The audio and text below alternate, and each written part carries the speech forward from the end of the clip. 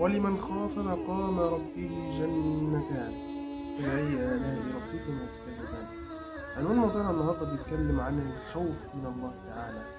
يقول في كتاب الله نمضي من تاريخ الشيخ محمود الحسنات: إن الخوف من الله تعالى ووضع خاشيته بين عينيك تجعلك آمنا مطيعا في الحياة الدنيا وفي الآخرة.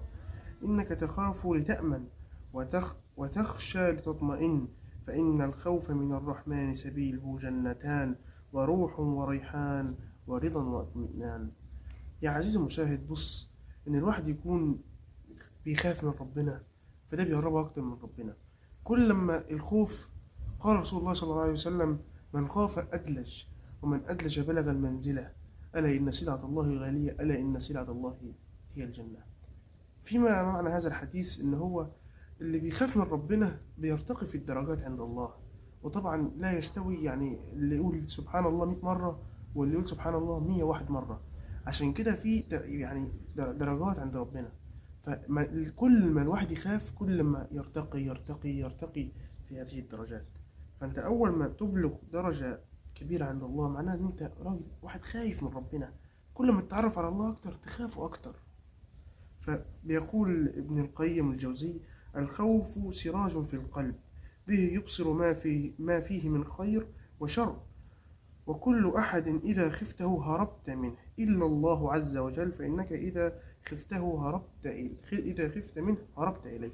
يعني بكل بساطة كده، أنت لو خفت من ربنا هتقرب له. يعني مثلا أنت لو واحد أي بني آدم عادي خفت منه، مثلا جيت أسرق أنا أي حاجة، اول ما اشوف مثلا صاحب الحاجه دياتي هو ما اجري على طول، خاف لا يمسكني. اول ما يمسكني يديني على يوديني عند الاسم، هيعمل معايا مشكله كبيره.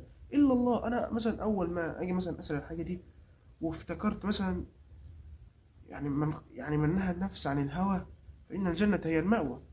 طب خلاص، طب انا مش هعمل الحاجه دي عشان الحاجه دي بتغضب ربنا.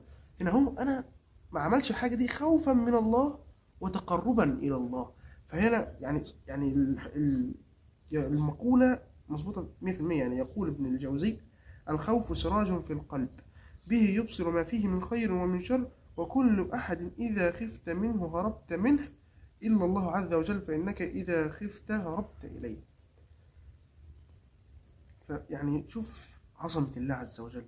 فبرضه مما قيل بسم الله الرحمن الرحيم: فإذا شعرت بالخوف من الله العظيم أدركك بكرمه وأمنه فهو الكريم، وإذا لازم الخوف من الله وجدك فقد عرفت الطريق. وده يعني كلام كبير جدا. وبرضه يقول ذنون: الناس على الطريق ما لم يزل عنهم الخوف، فإن زال عنهم الخوف ضلوا الطريق. فيما معناه برضو ان هو انت دلوقتي لو رابط حصان، الحصان دلوقتي هو عايز فيه كده ايه بستان جميل حواليه، فهو عايز يقطع الحبل ده ويتشد للبستان. البستان دي ايه؟ الشهوات. والحبل دلوقتي هو حبل الخوف من الله. كل ما الحصان يجي يروح الحبل ده يشده. فانت كل ما خوفك في الله يكون عالي مش هتقدر تقطع الحبل دلوقتي. لازم تقوي العلاقة بتاعتك ما بينك وبين الله عز وجل. خلي فيه كده حيز انت ما تقدرش تكسره ما بينك وما بين خوف من العزيز الجبار.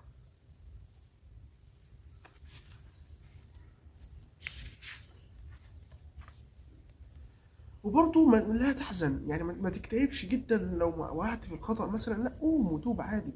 على فكرة في يعني في العهد النبي صلى الله عليه الصلاة والسلام في حاجات كتيرة حصلت. يقول لك: أمام هذه الإحصائيات العظيمة نرجع للوراء قليلا وإلى أعظم زمان على مر التاريخ، وهو زمان المصطفى صلى الله عليه وسلم.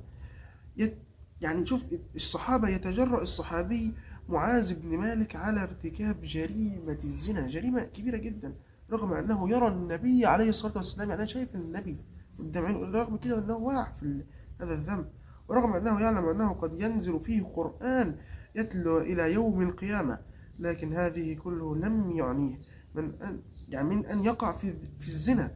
يعني من رغم كده الشهوة عالية، فما قدرش ان هو يبعد وان هو يقع في هذا الفعل العظيم. بل وذهب بعد ذلك ليعترف امام النبي عليه الصلاه والسلام انه قد زنى. قام معاذ بفتح ملف قضيته من جديد مع الله، مع أن الله قد ستره.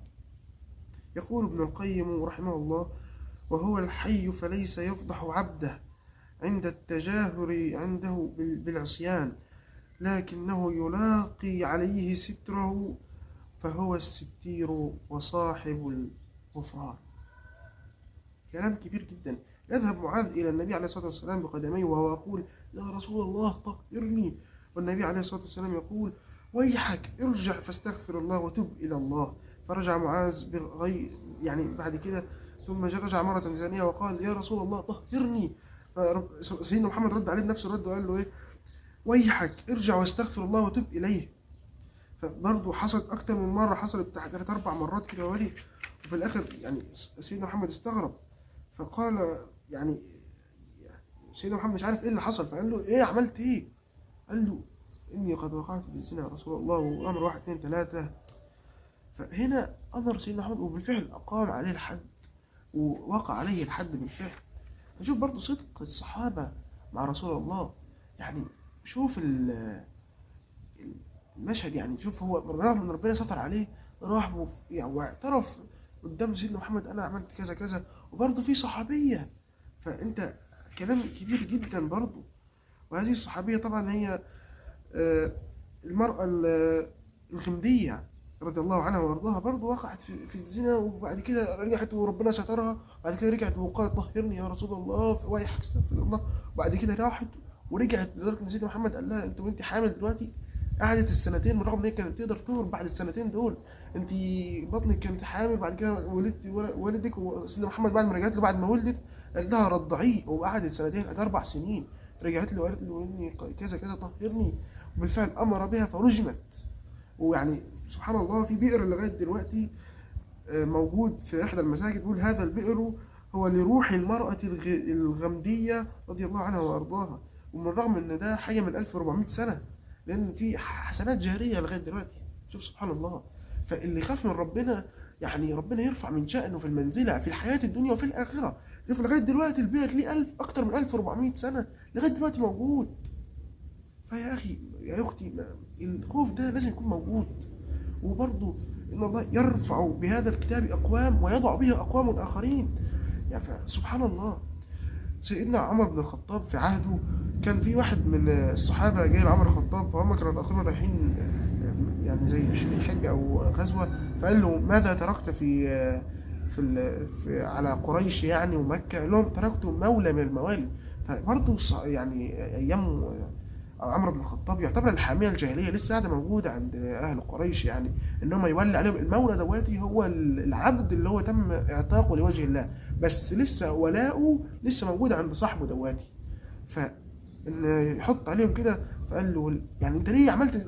عمر بن الخطاب بيساله: انت ازاي عملت كده؟ فرد عليه وقال له ايه؟ قال له: انه حافظ للقران، والله يرفع بهذا الكتاب اقواما ويضع به اقواما اخرين يا عمر. فشوف برضه سيدنا عمر اول ما يسمع ايات ربنا على طول يتحص.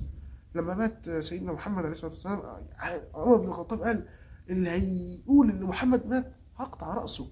لكن شوف ابو بكر الصديق راح قال ايه: افإن مات يعني ما هو محمد الا نذير قد خلت من قبله الرسل، فإن مات أو قتل انقلبتم على أعقابكم. فعلى طول سيدنا عمر رجع تاني. فما تاخدش كل حاجة على قلبك كده وصدرك، ولا ازاي ومش عارفة ايه. لا، توب على طول. مهما وقعت قوم برضه. الغلط مش في ان انت تقع، الغلط في ان انت تقع وما تقومش. ده كان حديثنا النهارده، وباذن الله الحديث بقيه. اتمنى الله ان يجعل الجنه مسوانا ومسواكم. السلام عليكم ورحمه الله وبركاته.